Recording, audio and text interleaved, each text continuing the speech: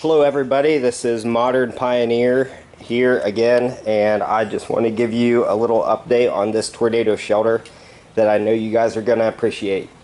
I've been getting a lot of comments regarding this shelter, so I'm just going to give you an update and let you know of some, I guess, bad news that we discovered. So if you guys like what you see, stay tuned and let's get okay. So if you guys been watching my other videos, you'll know that we've had this tornado shelter for about a year, give or take. We're coming up on a year if we haven't hit it already.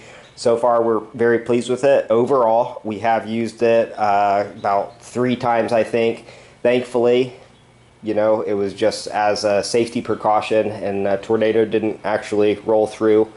But however, overall we are happy with it, but this is the second time it has flooded.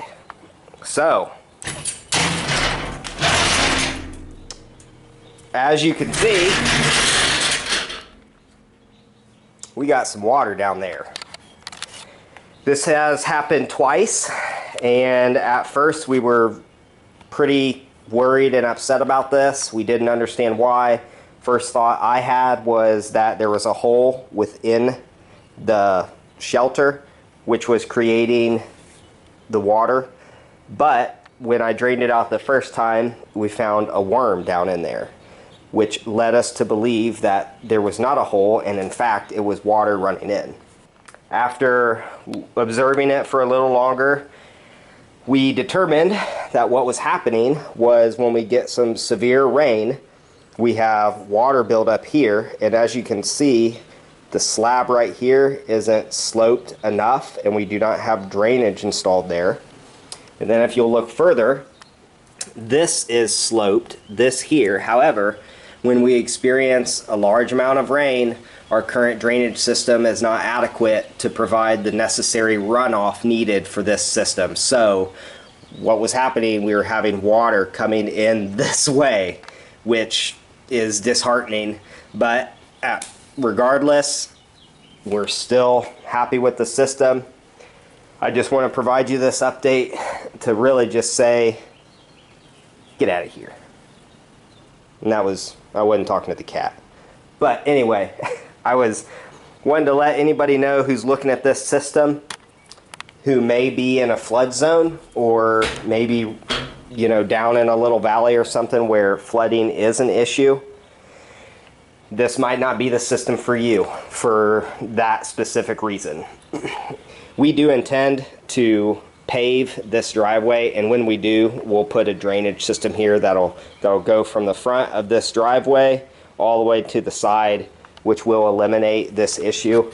But I mean, for the time being, this is what we got. There is no damage to the system. It's all galvanized. Don't got to worry about that. As a precaution, after the first time, we did put our supplies in this tote. Look at that. Let's see how much water is actually down there.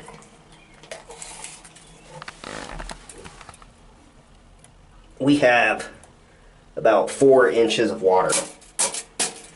So that's a lot. That is a lot. We have some condensation on the walls. That's really all there is now. I'm not detecting any mold yet. However, we all know that if untreated, moisture will lead to mold. So this is an issue that needs to be addressed.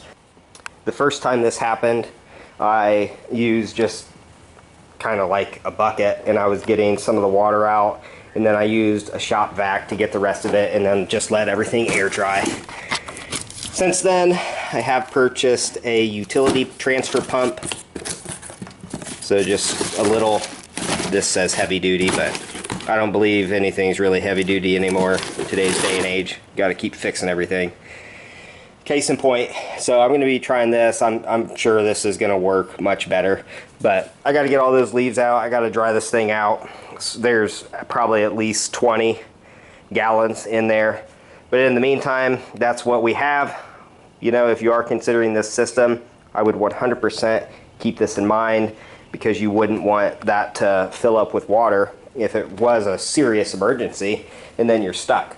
So another question I'm getting to from this system is, where are the air holes? Where are the air holes?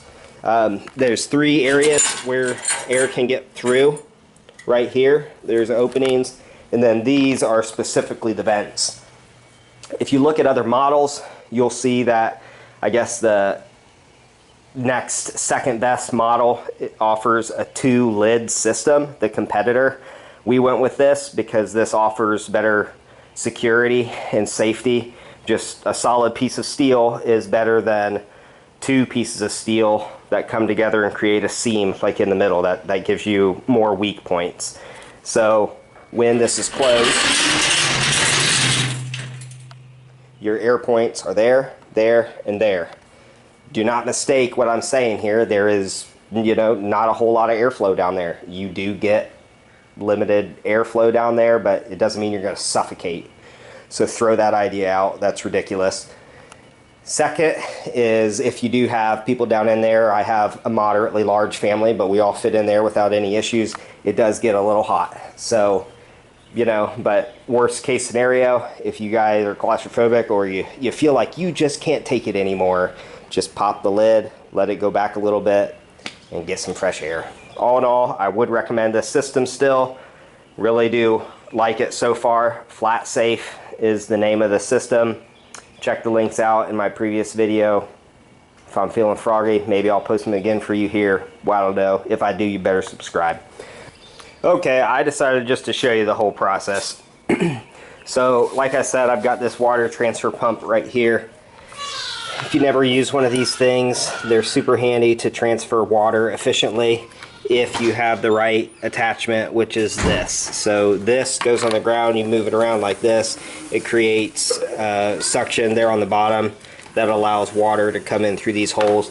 Going up your hose through here, there's a little turbine in there that creates the suction and then pushes it out here. The important thing for this is to make sure you prime it. So if you have no idea what you're doing here, you prime it by pouring the water in the opening here in the direction the water goes. So I'm going to pour the water in there, and then we'll start it, and then we'll start pumping this out. Also, the box here, I have this removed, and you can see everything in here is perfectly dry. We have a blanket in here. There's absolutely no moisture in here. We were able to save these supplies because of our forethought by getting the appropriate container that had a water seal there, and then, you know, anticipating this. So it's who of you to do your best to anticipate all the problems and prepare accordingly. Speaking of which, let's get this water out. There we have it. Simple pump. Taking it out.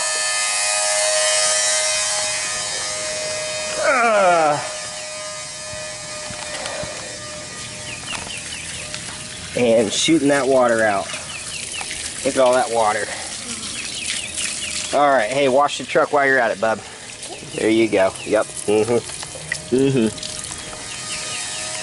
Alright. So now that we got this going, this is super efficient at getting the water out. It's not going to be long at all. I will emphasize, if you go with this one and you are concerned with flooding, I wouldn't get this one. Or just make sure you have adequate drainage, because in the event of a storm, it just wouldn't make sense to do this while you're trying to shelter in place from a tornado. So, food for thought. And there we have it. I have all the water out of there, no issues at all. I will say that water pump that I showed you was light duty like I expected. It was not a heavy duty pump. I don't know what it is, but manufacturers and I definitely have a disagreement on what is heavy duty and light duty. But that pump definitely could not stand the modern Pioneer test. So keep that in mind. I ended up using my same shop vac once I got down to like the last inch of water down in there. Then I just took a towel and wiped off everything, got as much moisture, condensation, water out of there as I could. Then I went through and just vacuumed all the debris, any leaves or anything that came in there. I inspected the interior of the shelter. I found no compromise, leading me to believe that there's a fracture or small hole somewhere. in the frame itself, and then underneath, like as you're standing there at the base of the shelter, you can detect water pushing up from underneath, which leads me to believe that it was in fact the overflow of water which led to the water level rising within the shelter. I have a fan in there, I'll keep that in there for a day, that'll dry it out nice and dry, and then we're back in business. Key takeaways from this, I would say it's a good recommendation that just because you have a preparation, don't forget about it. Keep track of it, take an inventory of it monthly, make sure it's in good and usable condition, and then adjust as needed. But in all, I still recommend this shelter. Just keep this little tidbit in mind. So, from the Modern Pioneers here, we wish you the best and hope this video helps you in your endeavor to become a modern pioneer. Be safe.